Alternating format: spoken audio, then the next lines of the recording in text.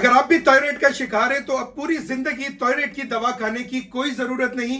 Professor साहब का बड़ा दावा है कि हर्बल में थायराइड का मुस्तकिल इलाज मौजूद है।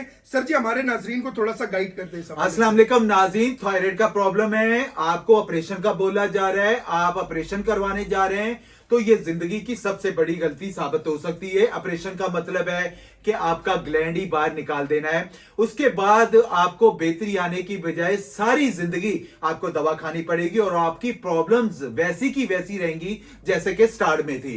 इस हर्बल नुस्खे के इस्तेमाल से इंशाअल्लाह ताला आपका थायराइड ठीक होगा, हार्मोन ठीक होंगे, बगैर सर्जरी के, बगैर ऑपरेशन के आपका ग्लैंड ठीक होगा।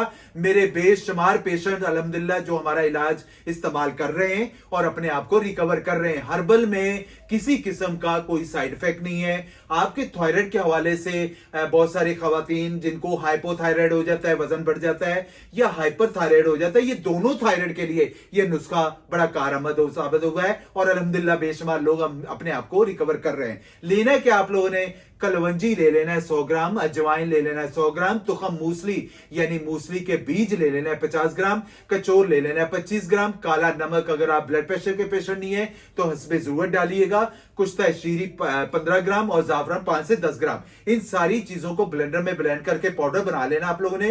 1 टीस्पून सुबह नाश्ते के बाद, 1 टीस्पून रात को खाने के बाद इस्तेमाल करें। इंशाअल्लाह ताला आपका थायराइड फौरी तौर पर ठीक होगा।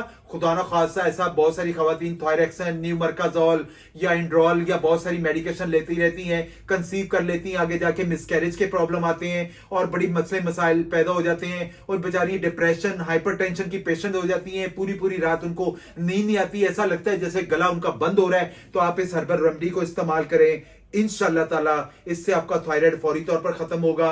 बायो में नंबर दिए गए हैं, कोई दिक्कत परेशानी है तो भाई से मशवरा कर सकते हैं। हम उसके हवाले से जो बेहतर से बेहतर रहनुमाई होगी वो आपको इंशाअल्लाह लाजमी दी जाएगी।